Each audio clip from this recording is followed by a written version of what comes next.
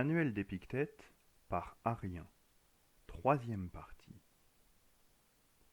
Si tu veux que tes enfants, et ta femme, et tes amis restent en vie, tu es un sot, car tu veux que ce qui ne dépend pas de toi dépende de toi, et que les choses qui te sont étrangères soient tiennes.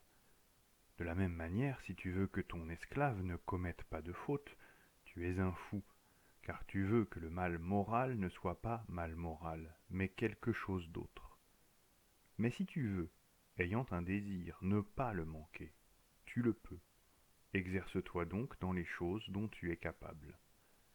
Le maître de chaque homme, c'est celui qui a pouvoir sur les choses que cet homme veut, ou bien ne veut pas, soit pour les lui procurer, soit pour les lui enlever.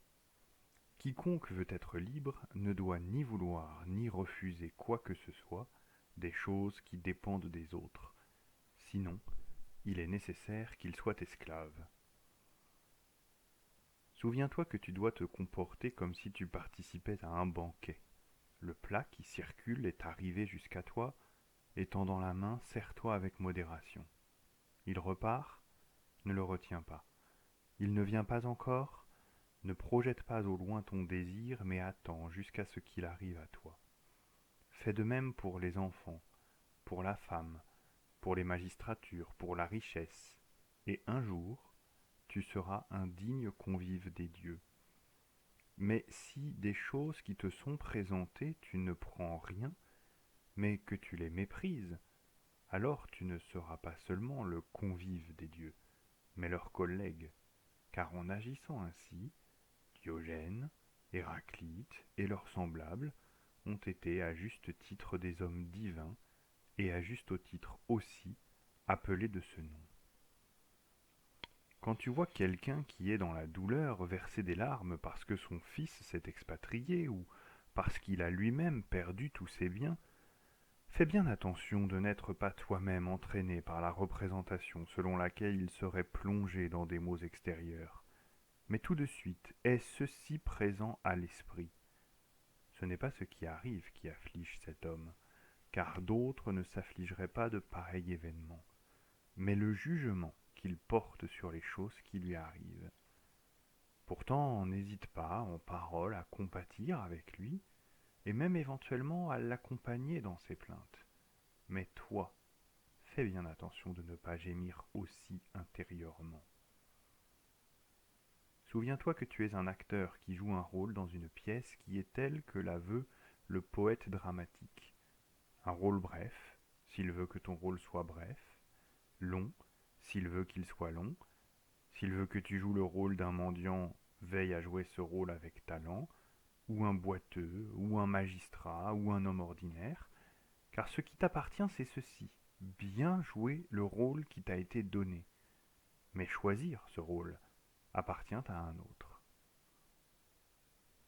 Quand un corbeau a fait entendre un croassement de mauvais augure, ne te laisse pas entraîner par ta représentation, mais tout de suite fais la distinction en toi-même et dis-toi rien de tout cela n'est un présage pour moi, mais seulement pour mon corps, ou mes biens, ou ma réputation, ou mes enfants, ou ma femme.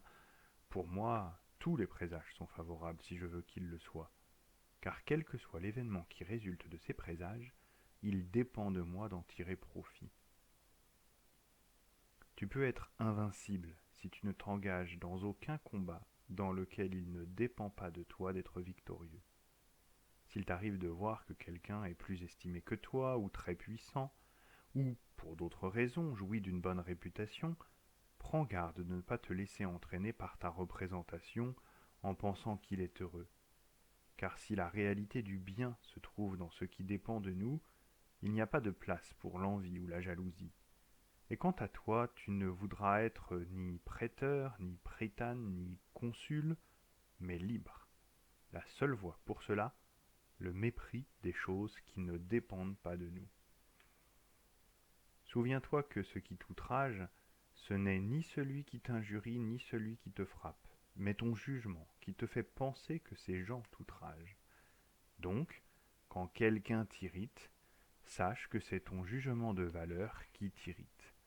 Par suite, Commence par t'exercer à ne pas te laisser entraîner par la représentation, car une fois que tu auras gagné temps et délai, tu seras plus facilement maître de toi. Mort, exil et toutes les autres choses qui paraissent redoutables, que tout cela soit devant tes yeux chaque jour, mais surtout la mort. Et ainsi, tu n'auras plus jamais de bassesse dans tes pensées, ni d'excès dans tes désirs.